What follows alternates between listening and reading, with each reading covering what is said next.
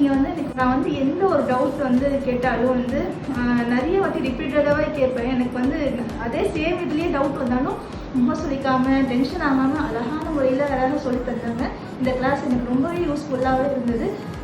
எனக்கு professional tricks வந்து ஃப்ராங்காக அழகாக கைட் பண்ணி சொல்லி கொடுத்தது எனக்கு ரொம்ப பிடிச்சிருந்துச்சு.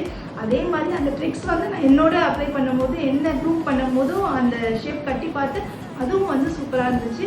Thank you so much sister. Thank you.